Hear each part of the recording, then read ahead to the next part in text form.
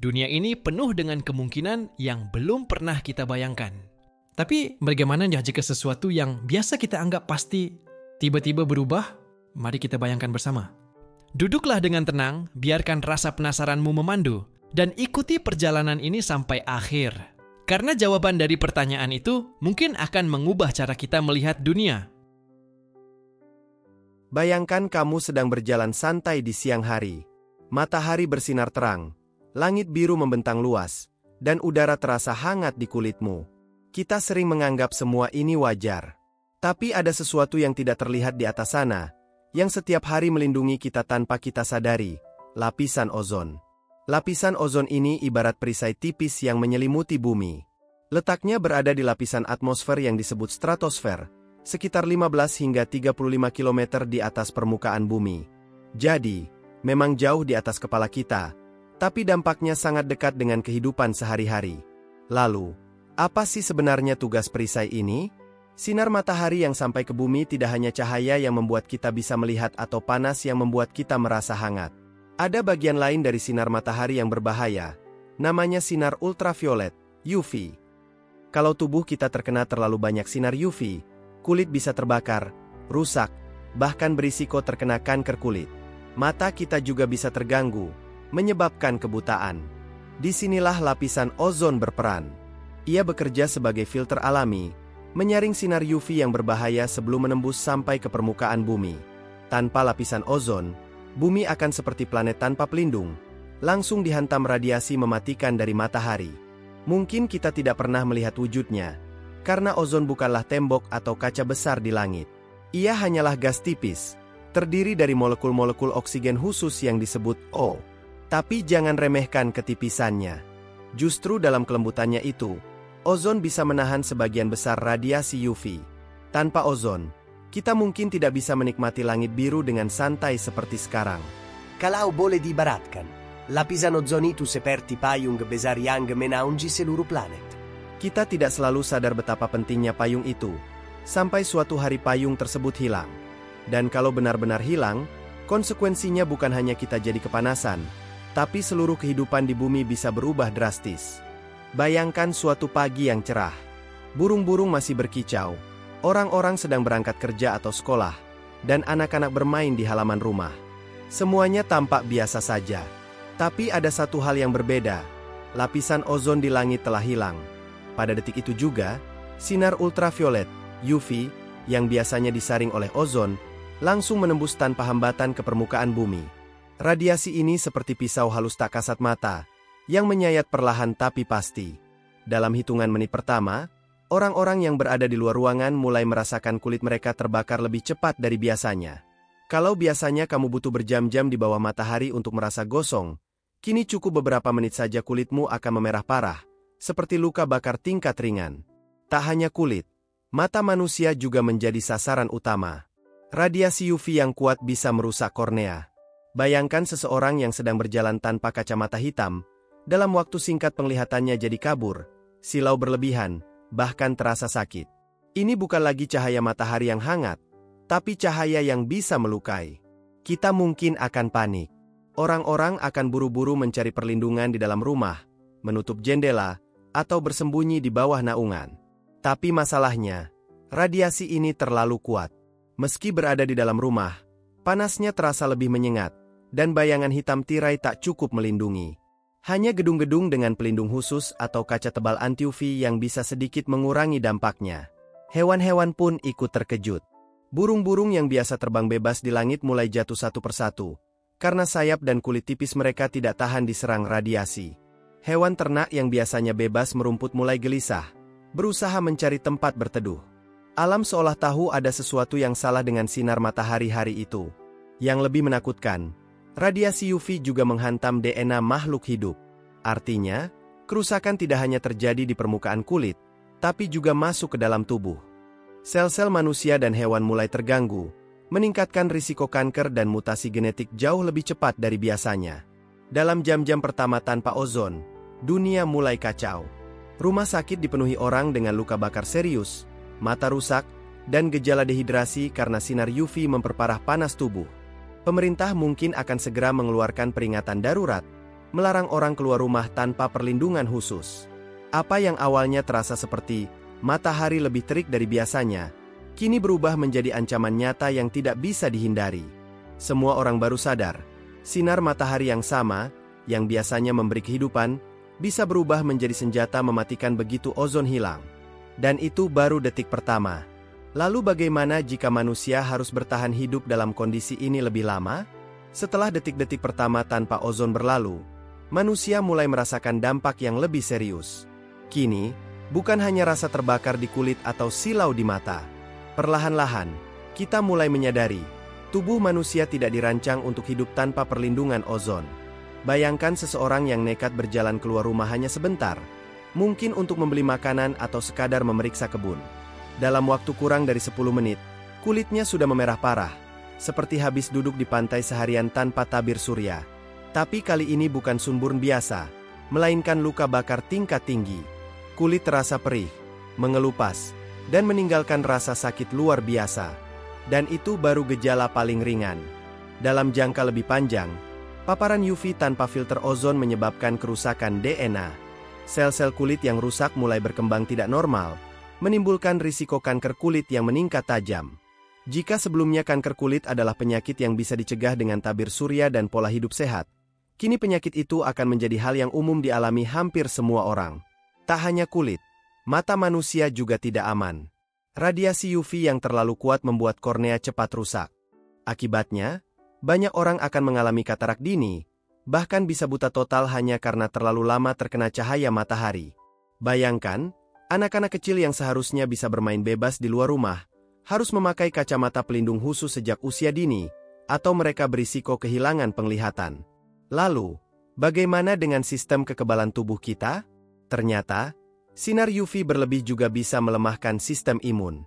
Tubuh jadi lebih sulit melawan infeksi, luka lebih lama sembuh, dan penyakit menular akan lebih mudah menyebar. Jadi bukan hanya kanker atau katarak, tetapi kesehatan kita secara keseluruhan ikut jatuh. Pada akhirnya, manusia akan terpaksa mengubah cara hidup secara drastis. Tidak ada lagi jalan santai di siang hari, tidak ada lagi anak-anak bermain bola di lapangan, atau orang-orang berkumpul di pasar terbuka.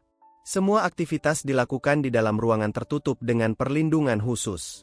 Orang-orang yang masih harus bekerja di luar ruangan, seperti petani, nelayan, atau pekerja bangunan, akan menjadi yang paling menderita. Mereka harus mengenakan pakaian tebal yang menutupi seluruh tubuh, topeng khusus, bahkan helm pelindung, hanya untuk bertahan beberapa menit di bawah sinar matahari. Bayangkan, dunia yang kita kenal berubah. Siang hari menjadi waktu yang berbahaya, sementara malam hari menjadi saat ketika manusia berani keluar untuk beraktivitas. Dunia perlahan berbalik. Malam adalah waktu hidup, siang adalah waktu bersembunyi. Dan ingat, ini baru dampaknya pada manusia. Di bab selanjutnya, kita akan melihat bagaimana tanaman, sumber makanan utama kita, ikut merasakan serangan sinar matahari tanpa perlindungan ozon. Setelah manusia mulai kesulitan bertahan tanpa ozon, kini giliran kita melihat dampak yang lebih luas, tanaman dan tumbuhan di seluruh bumi. Bayangkan sebuah ladang hijau yang biasanya dipenuhi padi, jagung, atau sayuran segar. Daun-daunnya menari lembut diterpa angin, dan matahari memberikan cahaya untuk fotosintesis. Tapi kali ini, cahaya itu berbeda. Tidak lagi hangat dan menyehatkan, melainkan terlalu kuat, terlalu tajam, seperti pisau cahaya yang menyayat daun-daun muda. Dalam beberapa hari saja, daun-daun yang biasanya hijau segar berubah menjadi layu, kering, dan gosong. Warna hijau yang menandakan kehidupan perlahan memudar menjadi coklat kehitaman. Kenapa ini bisa terjadi? Jawabannya adalah karena sinar ultraviolet, UV, yang berlebih merusak sel-sel tanaman. Daun yang menjadi dapur untuk proses fotosintesis mengalami luka mikroskopis. Molekul klorofil yang biasanya menyerap cahaya untuk menghasilkan energi malah hancur, membuat fotosintesis terganggu. Akibatnya, tanaman tidak bisa lagi memproduksi makanan dengan normal. Bayangkan seorang petani. Ia bangun pagi, berharap melihat padi yang mulai menguning, tanda panen segera tiba. Tapi yang ia temukan justru ladang yang mengering lebih cepat dari biasanya. Bulir padi yang biasanya berisi penuh kini kosong. Jagung yang seharusnya tumbuh besar malah kerdil. Panen gagal total. Tak hanya di sawah atau ladang, tanaman liar di hutan pun ikut merasakan dampaknya. Pohon-pohon muda yang daunnya tipis lebih mudah terbakar sinar UV, tidak kuat bertahan. Hutan yang biasanya jadi paru-paru dunia lambat laun kehilangan kesuburannya. Akibatnya, Sumber makanan untuk manusia dan hewan mulai berkurang drastis. Sayur, buah, dan biji-bijian yang biasa kita konsumsi tidak lagi tumbuh subur. Petani tidak bisa menghasilkan panen yang cukup, pasar menjadi sepi, harga pangan melambung tinggi. Bahkan rumput sederhana yang biasanya tumbuh liar untuk makanan hewan ternak seperti sapi dan kambing ikut mengering. Artinya, bukan hanya manusia yang kekurangan makanan, tapi juga hewan-hewan peliharaan dan ternak. Rantai masalah ini mulai merambat lebih jauh. Dan jangan lupakan satu hal penting. Tanaman bukan hanya sumber makanan, tapi juga penghasil oksigen bagi bumi. Jika jumlah tanaman sehat menurun drastis, kualitas udara yang kita hirup pun ikut terganggu. Perlahan tapi pasti, bumi terasa lebih sesak, lebih panas, dan lebih sulit ditinggali. Jadi, hilangnya ozon bukan hanya tentang manusia yang kulitnya terbakar, tapi juga tentang ladang-ladang yang gagal panen, hutan yang meranggas, dan oksigen yang semakin menipis. Tanpa tumbuhan yang sehat, kehidupan di bumi akan semakin rapuh. Dan ini baru permulaan. Karena jika daratan mulai menderita, kita belum melihat betapa parahnya dampak yang akan terjadi di lautan. Jika di daratan tanaman mulai layu dan gagal tumbuh, di lautan keadaan jauh lebih mengerikan. Lautan yang luas, yang sering kita anggap sebagai paru-paru kedua bumi, kini juga terkena dampak dari hilangnya lapisan ozon. Coba bayangkan lautan biru yang tenang. Dari permukaan, kita hanya melihat gelombang, kapal nelayan, atau mungkin pantai indah dengan pasir putih. Tapi jauh di bawah sana, ada makhluk kecil tak kasat mata yang memegang peranan penting, fitoplankton. Fitoplankton adalah organisme mikroskopis yang melayang-layang di lautan. Mereka sangat kecil, tapi jumlahnya luar biasa banyak. Dan meski terlihat sederhana, fitoplankton adalah dasar dari rantai makanan laut. Ikan-ikan kecil memakan fitoplankton, lalu ikan yang lebih besar memakan ikan kecil, dan seterusnya sampai ke predator puncak seperti hiu atau paus. Nah, masalahnya, fitoplankton sangat sensitif terhadap cahaya matahari, apalagi sinar ultraviolet. Tanpa lapisan ozon, sinar UV menembus lebih dalam ke laut. Air laut yang biasanya bisa menyaring sebagian radiasi kini tidak lagi cukup kuat. Akibatnya, fitoplankton mulai mati massal.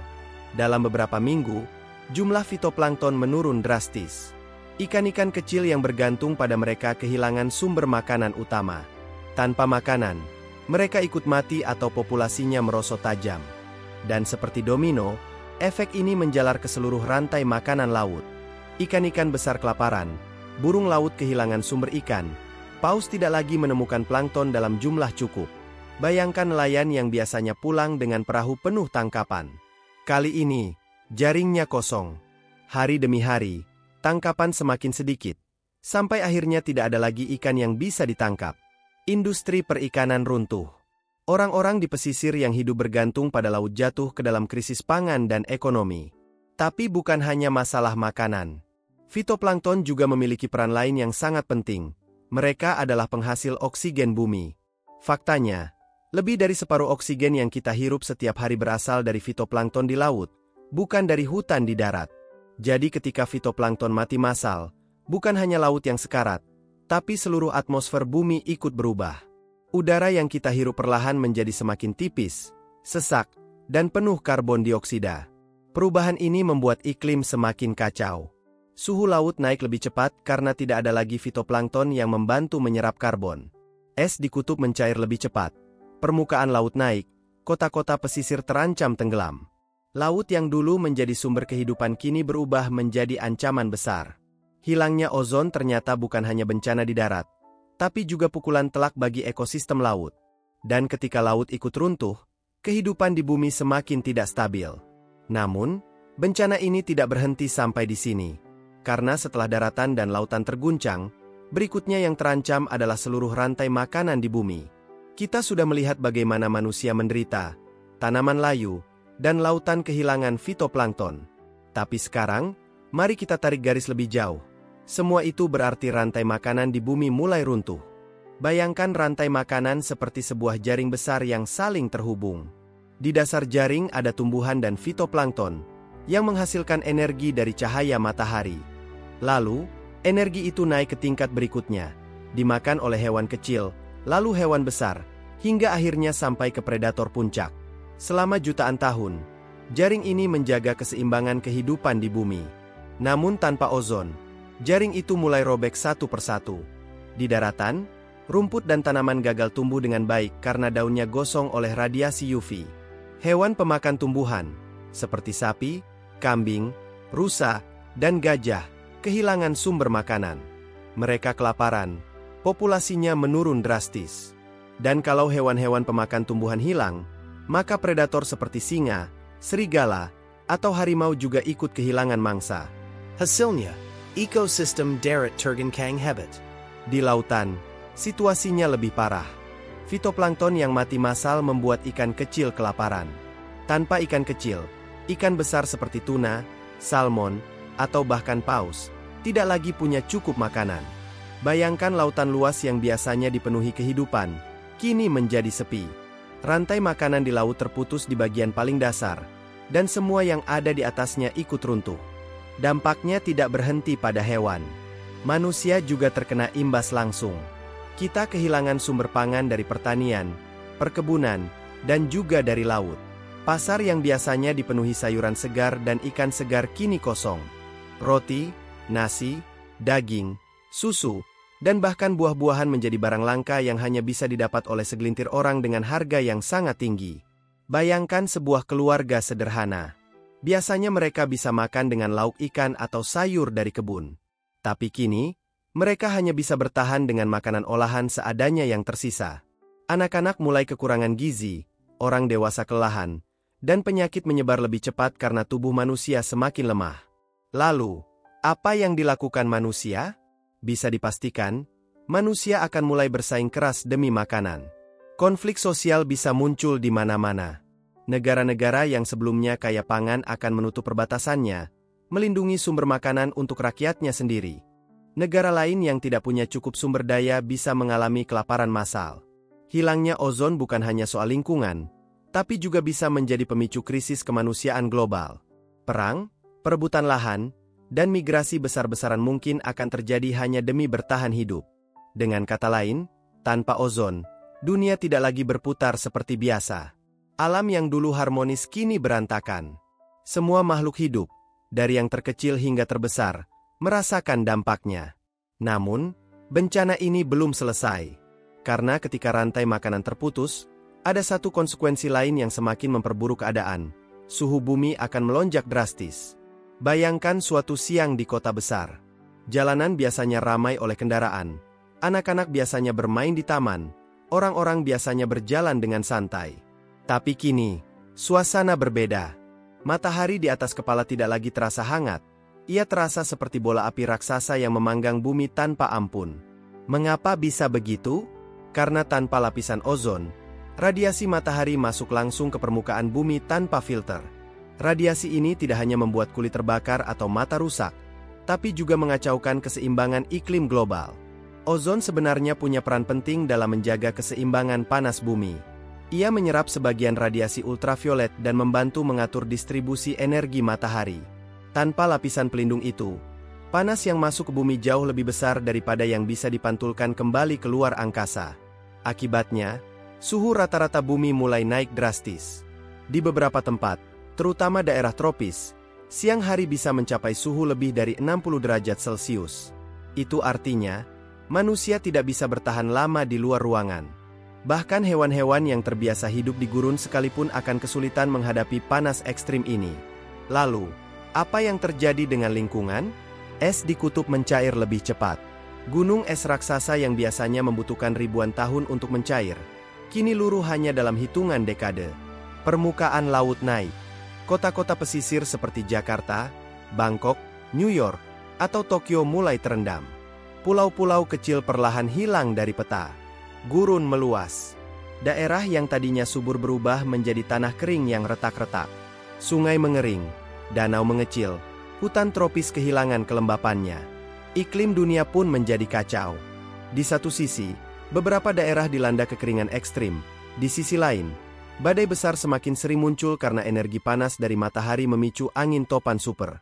Bayangkan badai dengan kekuatan 2 kali lipat dari yang pernah kita kenal, menghancurkan kota-kota dalam semalam. Manusia pun mulai hidup dalam ketakutan. Siang hari dianggap berbahaya, malam hari menjadi waktu aman untuk beraktivitas. Kota-kota besar mungkin membangun kubah raksasa dengan teknologi pendingin untuk melindungi warganya. Orang-orang hidup di bawah tanah, di terowongan, atau di gedung-gedung dengan lapisan khusus anti-UV. Namun, tidak semua orang punya kesempatan itu. Banyak masyarakat yang tidak mampu bertahan dalam kondisi ekstrim ini. Kekeringan memicu kelaparan, banjir merendam wilayah padat penduduk, dan badai merobohkan infrastruktur penting. Dunia berubah menjadi tempat yang keras dan tidak bersahabat. Hilangnya ozon ternyata tidak hanya soal radiasi, tapi juga soal perubahan iklim besar-besaran.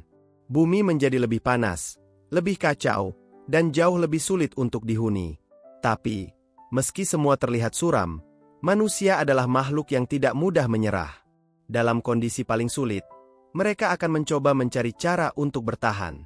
Di tengah panas yang menyengat, di bawah sinar matahari yang kini menjadi musuh utama, manusia tidak punya pilihan selain mencari cara untuk bertahan. Karena pada akhirnya, kita adalah makhluk yang selalu bisa beradaptasi, meski dunia berubah seburuk apapun. Bayangkan sebuah kota modern. Dahulu, gedung-gedung pencakar langit menjulang indah, jendela kaca berkilauan, dan jalanan sibuk penuh aktivitas. Tapi kini, wajah kota itu berubah total. Hampir semua jendela dilapisi kaca anti-UV super tebal. Gedung-gedung besar dilengkapi atap khusus yang mampu memantulkan radiasi matahari. Bahkan jalan-jalan utama ditutupi terowongan transparan yang berfungsi seperti perisai buatan dari sinar berbahaya. Di beberapa kota besar, pemerintah mulai membangun kubah raksasa. Bayangkan seperti sebuah kota di dalam bola kaca, lengkap dengan sistem pendingin dan udara buatan. Orang-orang bisa hidup relatif aman di dalamnya, seolah-olah ozon masih ada. Namun, membangun kubah semacam itu memerlukan biaya yang luar biasa mahal. Artinya, hanya segelintir kota atau negara kaya yang mampu melakukannya. Bagaimana dengan masyarakat biasa? Banyak orang mulai menggali kehidupan di bawah tanah. Stasiun kereta bawah tanah, terowongan lama, bahkan gua alami diubah menjadi tempat tinggal baru. Sekolah, pasar, dan rumah sakit berpindah ke bawah tanah, jauh dari jangkauan radiasi matahari. Kehidupan manusia beralih dari menatap langit menjadi bersembunyi di bawah bumi. Pakaian sehari-hari pun ikut berubah. Jika dulu kita cukup dengan kaos dan celana pendek untuk keluar rumah, kini manusia mengenakan pakaian khusus yang menutupi seluruh tubuh. Bahannya dibuat dari material anti-UV, lengkap dengan helm transparan mirip astronaut untuk melindungi wajah dan mata. Keluar rumah tanpa perlengkapan itu sama saja dengan bunuh diri. Jam aktivitas manusia juga bergeser. Siang hari menjadi waktu untuk bersembunyi, sementara malam hari adalah waktu untuk bekerja, berbelanja, atau sekadar berjalan di luar ruangan. Dunia perlahan berubah menjadi peradaban malam, di mana lampu-lampu jalan dan teknologi penerangan menggantikan matahari sebagai sumber cahaya utama kehidupan. Teknologi pangan pun ikut berevolusi. Karena ladang pertanian di permukaan bumi gagal panen akibat radiasi, manusia mulai mengandalkan pertanian dalam ruangan. Bayangkan gudang besar yang diubah menjadi kebun hidroponik modern, di mana tanaman tumbuh di bawah lampu buatan, jauh dari sinar matahari. Begitu pula dengan peternakan, sapi, ayam, dan ikan dipelihara dalam fasilitas tertutup dengan pengawasan ketat. Semua makanan diproduksi dengan teknologi, bukan lagi dari alam bebas. Namun, semua adaptasi ini tidak datang tanpa harga.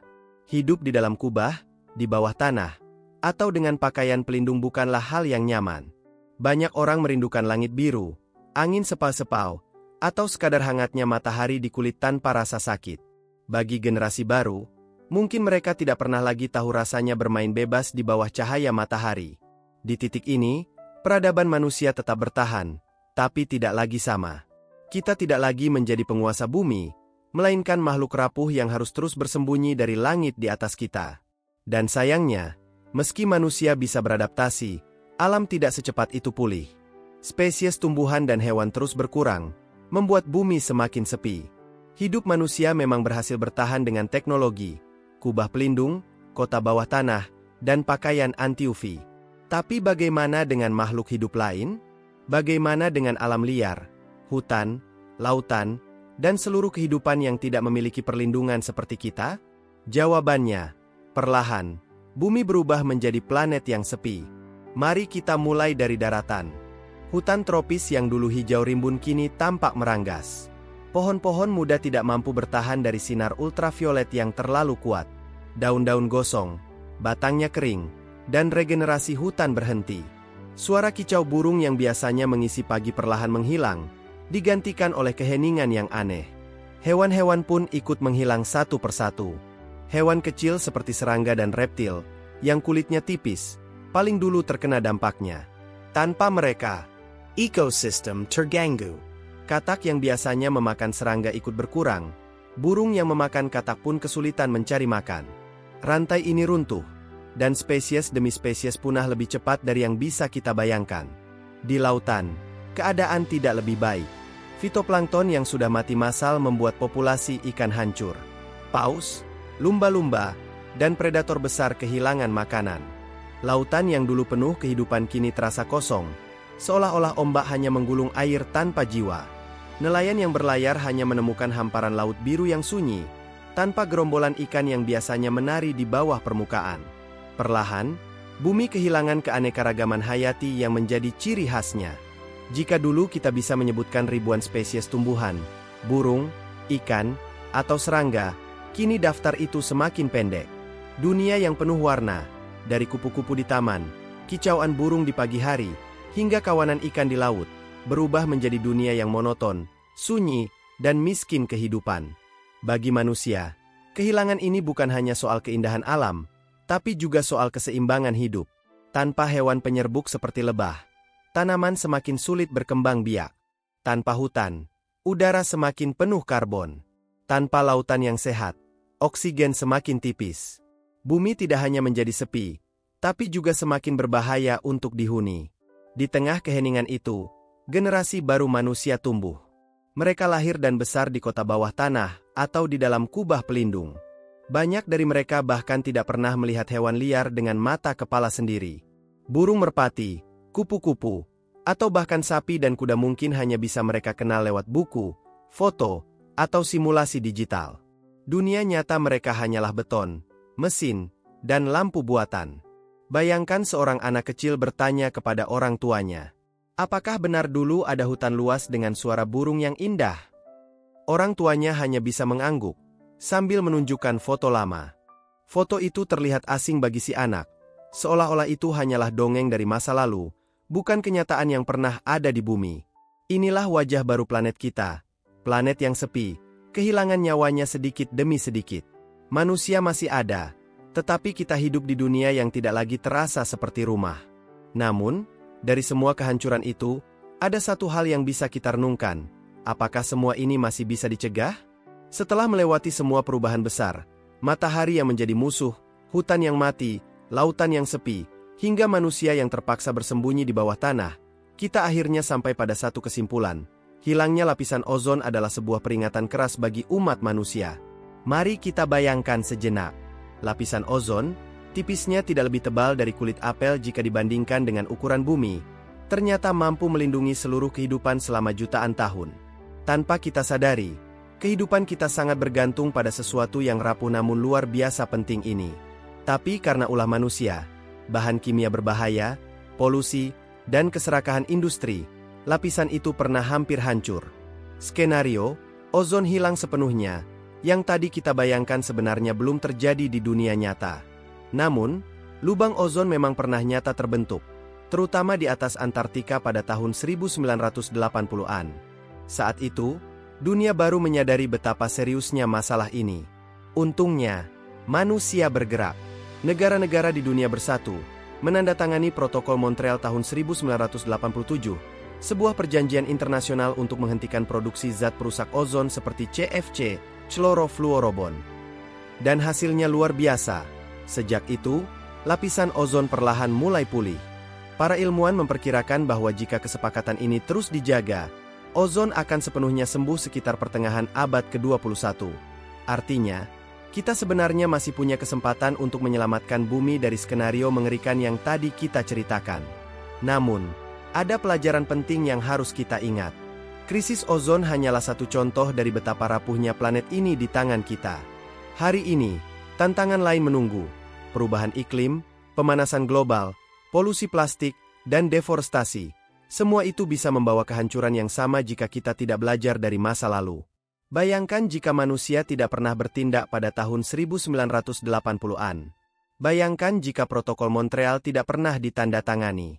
Mungkin, dunia yang kita bayangkan dalam bab-bab sebelumnya, dengan bumi yang sunyi, panas, dan penuh penderitaan, sudah menjadi kenyataan hari ini.